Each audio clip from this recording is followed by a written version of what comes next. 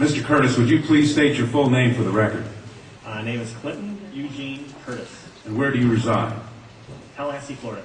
And what is your profession? I'm a computer programmer. Would you please speak into the microphone so the audience can hear your testimony? I'm a computer programmer. Mr. Curtis, are there programs that can be used to secretly fix elections? Yes, How do you know that to be the case? because in October of 2000, I wrote a prototype for President Congressman Tom Feeney at the company I work for in Oviedo, Florida, that did just that. And when you say did just that, it would rig an election? It would flip the vote 51-49 to whoever you wanted it to go to and whichever race you wanted to win. And would that program that you designed be something that elections officials that might be on county boards of elections could detect? They'd never see it. Mr. Would you answer that question once again? They would never see it.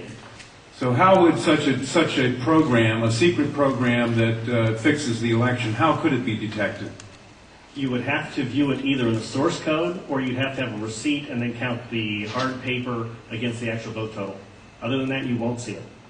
All right, Mr. Curtis, if you had been asked, you or others with your professional expertise had been asked to design a protective program that would protect the Ohio elections from against such software to fix the election, could you have done so? If we've been asked to make a program that can fix the election, sure, anybody can do it. No, could you have designed a program or a procedure or a protocol that would have protected Ohio against this kind of rigging? No, you have to look at the source code. You have to get probably programmers from both or all parties to look at the source code and determine if there's anything in there that shouldn't be there. I mean, it's a simple program. You're adding 1 to a person's total. It's 100 lines of code tops. All right. Are you aware of whether there was any protective action in Ohio against this kind of vote rigging through software? I don't know. You don't know? I don't know. You were not asked to assist in the development of any protective system. Is that correct? No, I was not. In Europe, have you reviewed at all the election results in Ohio? No, I haven't. Okay. Given the availability of such vote rigging software and the testimony that has been given under oath of substantial statistical anomalies and gross differences between exit polling data and the actual tabulated results, do you have an opinion whether or not the Ohio election, presidential election, was hacked? Yes, I would say it was. I mean, if you have exit polling data that is significantly off from the vote, then it's probably hacked. And your testimony is under oath? Yes, sir. And the testimony you've given is true? Yes, sir. Thank you.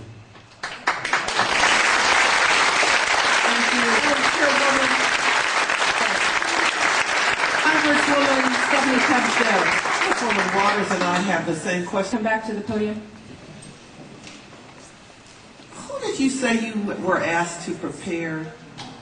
I was asked by Tom Feeney. He's now a congressman. At that time, he was Speaker of the House of Florida, Yang Enterprises, which was the company I work for, lobbyist, and their corporate attorney.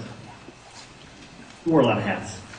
And at the time, he was the Speaker of the House of Florida. Is that what you said? Yes. Okay, thank you. Congressman.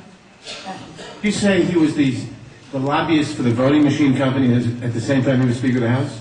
I don't know what the voting machine company is. He was a lobbyist for Yang Enterprises. We had NASA contracts and Yang Enterprises did what? Computers? computers.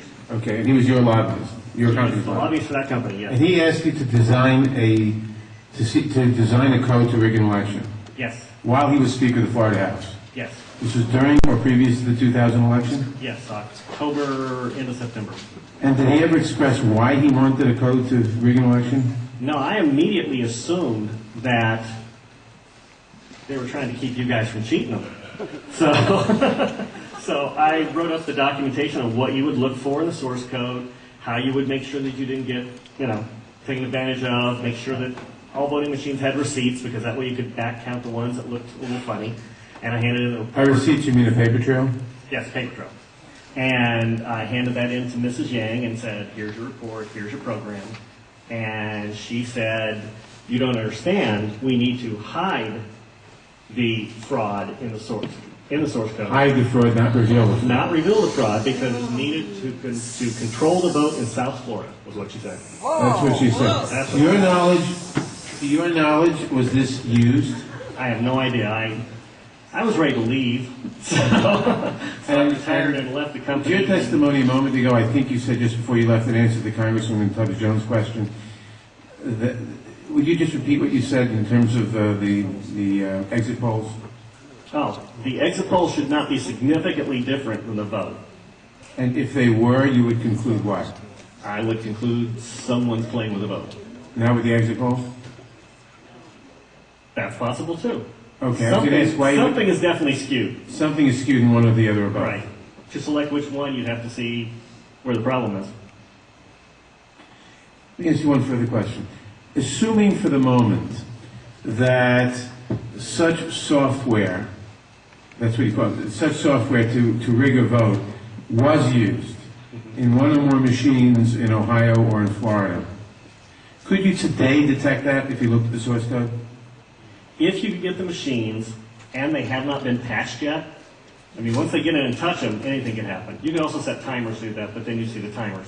Then you'd have to take those machines, decompile them, which I couldn't do, but possibly a Microsoft, an MIT, something could do. You might be able to see it. You might. Not necessarily. Depends on how good they are at destroying what they had.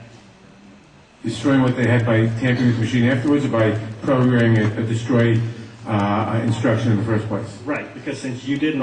Either or both? Either or both. You didn't actually see what's in there, so you don't know if the code is running in a single executable or running in various modules. If it's running in modules, you can make the code actually eat itself. Let me ask you one further question. I've been told that people who assume that lots of the election results, or that a large fraction of the election result in any state may have been affected by deliberate fraud in the computer, are paranoid because in order to do that, you have to have access to thousands of machines, and that would be readily detectable. To what extent is that true? It depends on the technology you use. If you did a central tabulation machine that fed in, all you'd have to do is set a flag. You set a flag, the central tabulation machine would then flip your vote. So one person putting in bad code in a central tabulation machine could affect thousands and thousands or tens of thousands of votes. Right, and you could activate either automatically, or you could make it so that there's code existing on like an electronic machine that feeds it, where you would punch it in, it would set the flag, the server would see the flag, and then... And if you had a recount, and there were no paper trail, would that be, assuming that had happened, would that be revealable by seeing a discrepancy between what the central tabulator showed and what the individual machines, which had not been tampered with, showed? Not if I wrote it. Why not? In other words, I would make it match. You could work back from the tabulator to the individual machines, so that the tabulator would tell the machines to switch their results? Yes, it talks both ways. You can flip it to whatever you need. And they actually do talk to each other, the machines As long and as the it's tabulator. hooked up, as long as it's networked together, they can talk to each other. So in other words, there's absolutely no assurance whatsoever on anything with regard to these machines. Absolutely none, unless you look at the source code and make sure it's safe before it goes out. Thank you very much. Thank you, Congressman Mathers. I know that Congresswoman Waters has a question, and then Senator Miller, and then Congresswoman Stephanie Tubbs Jones. This will only take a moment if you would come back to the...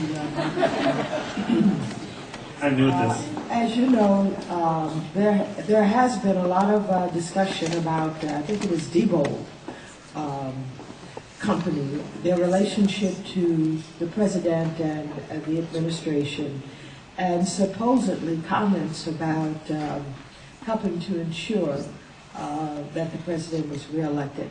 In your world, in your environment, have you heard any of this kind of discussion? Do you know people for Diebold? Do you have any sense of any actions that may have been taken I don't know anything about that at all. Thank you. Sorry. Senator Miller? Thank you, Madam Chair.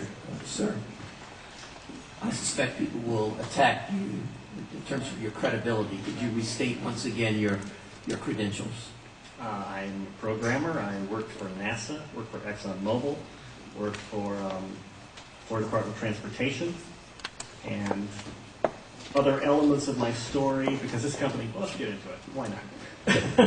This company also, they have NASA contracts, and they were basically downloading tons of information, I mean gigabytes worth, and handing them off to this little Chinese guy named Henry Nee, and it didn't seem right, and he was hacking things, and I wrote a program for DOT that allowed contractors to send their information into DOT, and he was kind of the quality assurance guy for software.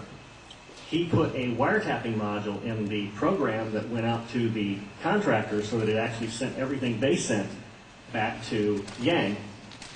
So I reported all this, and just last March, I think, he was arrested for attempting to send anti-tank missile chips to the capital of Communist China. So, if that's correct, this is such a small thing. Of course, I think he only got a $100 fine. And no time. Thank you. Congresswoman Stephanie Tubbs Jones. Thank you. Thank you. We are now going to